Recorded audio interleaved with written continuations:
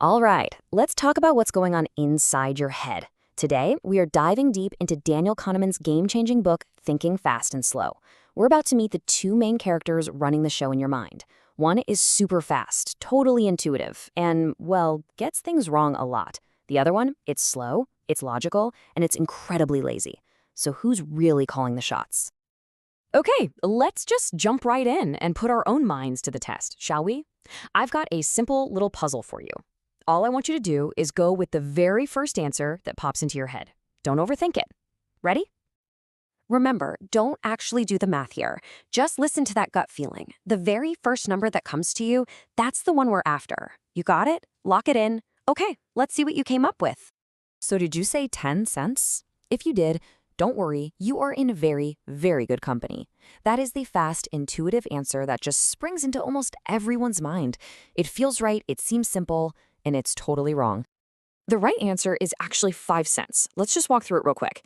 If the ball is 5 cents and the bat is $1 more, that makes the bat $1.05. Add those two together, and what do you get? $1.10.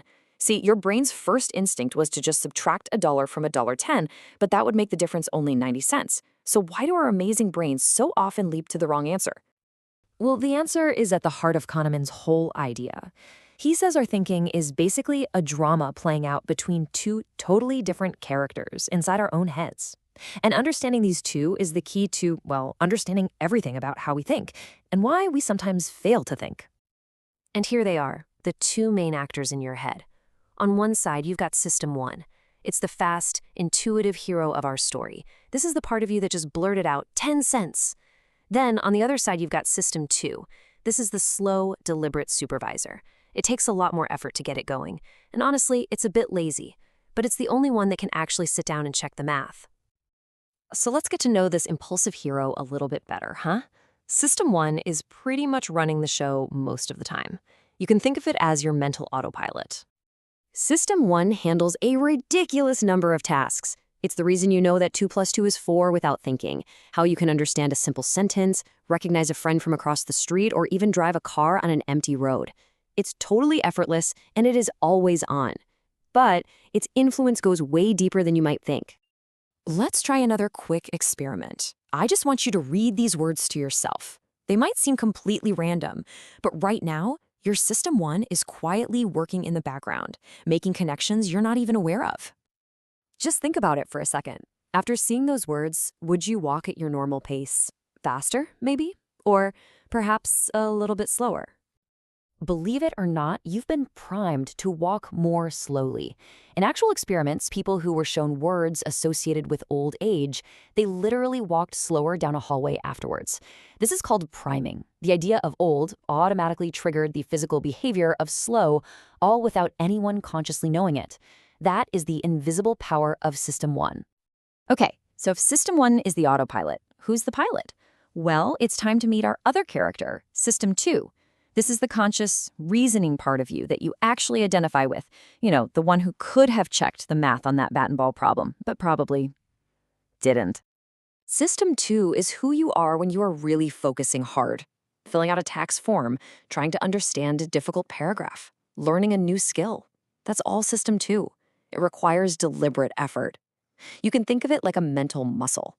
It's incredibly powerful, but it gets tired really, really easily. So these are the main jobs for System 2. Anything that needs real concentration is drawing on its very limited budget of attention. And because it's so much work, System 2 has a strong tendency to just be lazy. Its default setting is to just go along with whatever System 1 suggests. Now, that's efficient for sure, but it's also where all our predictable mistakes come from. So, this little drama between the fast hero and the lazy supervisor, it can lead to some truly fascinating errors in judgment. Let's look at one of the most famous examples of how our System 1 intuition can lead us completely off track. Okay, so meet Linda. Just take a second and form an impression of her. Right now, your System 1 is busy building a story, creating a coherent picture of who Linda is based on what you just read. Now for the question. Which one of these two options just feels more likely to be true?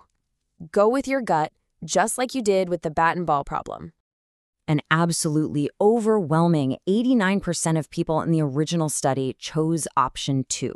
The story of Linda as a feminist bank teller just feels so much more right. But if you stop and think about it for just a second, logically, it's impossible. Look at it this way. The group of feminist bank tellers is a much smaller group that exists inside the bigger group of all bank tellers, right? So it's always going to be statistically less probable. So why do we get it wrong? This chart shows it perfectly. Your system 1 doesn't care about probability. It cares about how plausible a story feels. And the story of Linda as a feminist bank teller is just so much more coherent. Our intuition doesn't choose the probable option, it chooses the better story. So here's the crucial point. Our minds are built with these biases baked right in. We are all wired to make these exact kinds of mistakes. The question isn't, how do we get rid of System 1? Because we couldn't function without it. The real question is, how do we recognize when it's time to call in System 2 for backup? So how do we get better at this? It really comes down to learning to recognize when your gut feeling might be a trap. When a decision really matters, the single best thing you can do is just slow down. You have to intentionally wake up that lazy supervisor, System 2. Force yourself to ask those critical questions. What am I not seeing here? Is this story a little too perfect?